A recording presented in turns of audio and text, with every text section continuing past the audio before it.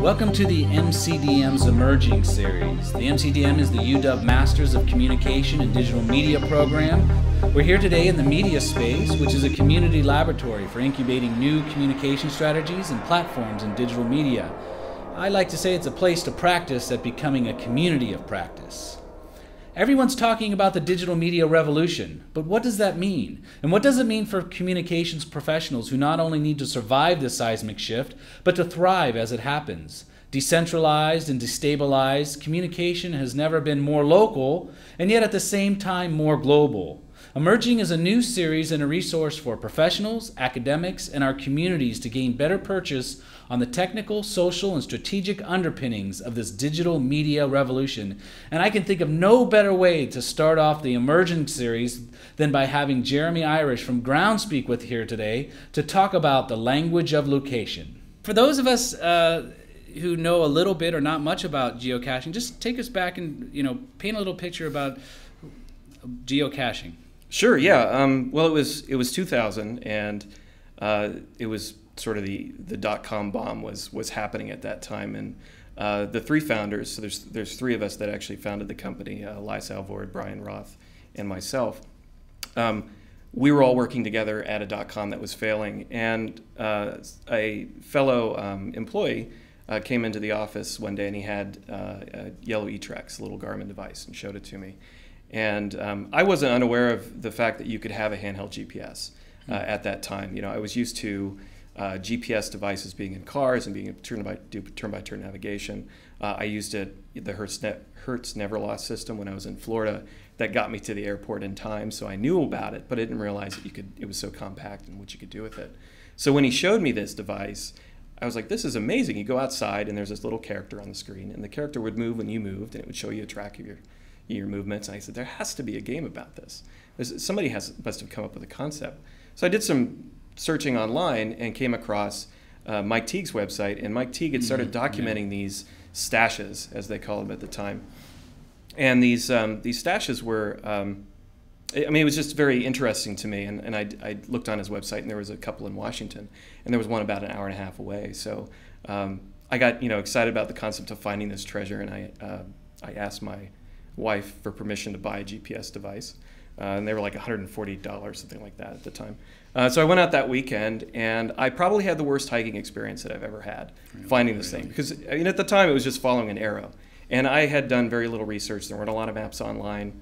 You could get topo maps from REI. That was pretty much what you could do, and I didn't really think about it that much. I just started driving, and we ended up on this old logging trail, and I had a Saturn it wasn't really meant to be on a logging trail with huge boulders. So we got there, and then the hike I wasn't prepared, and I got to the top there. I didn't have any bug spray. It was miserable. But I got up to the top of this mountain, and I found this 3x5 card box. It had a logbook in it, a disposable camera, and a Sunny Delight drink in it. And I was so excited by that find. I thought, wow, you could have like the worst hiking experience, but still be so excited about this activity that other people must be interested in doing this. Why not create a site that helps them be a little bit more prepared and helps them out and get to that destination? And there's lots of other things that could make this more exciting. And that's how I started the website initially. And in September of 2000, there were 75 caches listed on the website. And now, next year, there's going to be over 1 million. I can explain the origin of Groundspeak and the language of location. The idea was we didn't want to be restricted to the idea of finding containers in the woods. And we really did feel like there's a lot of stories out there that are not shared, and they're local. And if the walls could talk kind of idea, that Groundspeak is a language. It's like TechSpeak, where everywhere you go, there's some side of story that's hidden that you want to have, be able to retrieve that. And technology today, and using mobile and being able to record those stories and play them back, creates that context within a location that you don't otherwise see. Some people call it augmented reality, but I think augmented reality is here already. Mm-hmm. It's just that the accessibility of augmented reality is restricted to your pocket and your phone, and not really something that's easy to access. Now, not to say that it isn't easier to access than a mainframe was, and a personal computer, and moving forward. So we are making that progress. But now that you have location in your pocket, you know where you are. The devices know where they are. there's this hyperlocal content that's being created and consumed, and better ways to consume that information, then you can create a better context of the place, and it enriches your life as a result. From my understanding, you're developing curriculum, and you see geocaching being used in schools, and how so? Yeah, I'd say for the large part over the last 9 years, we've been pretty reactive. We kind of see where people are using geocaching, and we have noticed that in education, we even have a forum section for educators, how they can use geocaching as a way to teach people about math, like determining distance between two locations, to using travel bugs, which are trackable items that you can put in caches and see where they go, and those trackable items are used to teach kids about geography. And we have 6 prepared questions that we're going to be asking of all our guests, and Jeremy got these beforehand, so you had a little time to think about them. I may switch one on you, but the first, what's your favorite gadget? Well, I'm going to be cliche and say the iPhone, because I have the iPhone, and of course I have the geocaching application on it. Not to plug it, but it's a really cool gadget for me to be able to spontaneous geocache, and I have to say that since I have that ability now, I find more caches than I ever did before, because even my first cache find, I wasn't really into the prep work. I just sort of went out and did it without thinking much about it. But I do like the Flip HD camera. What gadget would you like to see developed? I'm terrible at names. Yeah. So what I would love to see is some kind of a gadget that nobody really sees, but allows me to remember, puts faces to names.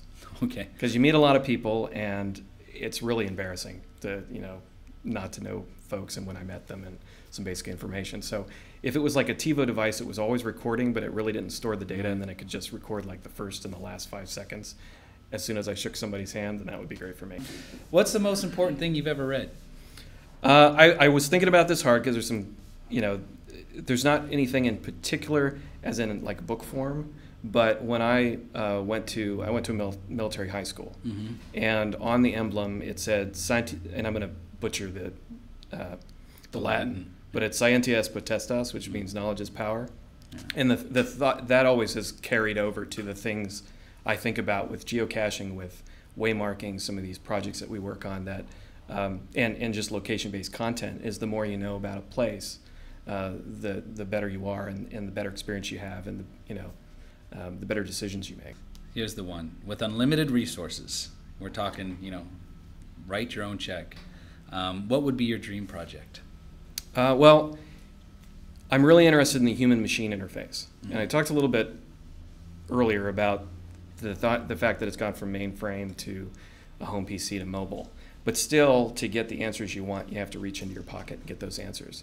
And I think there's some possibilities in sub-vocalization, in tactile feedback, in audio. I think it's going to be very difficult to do the overlay in vision. Some people are projecting on things to get that information, but it's a really hard problem to solve.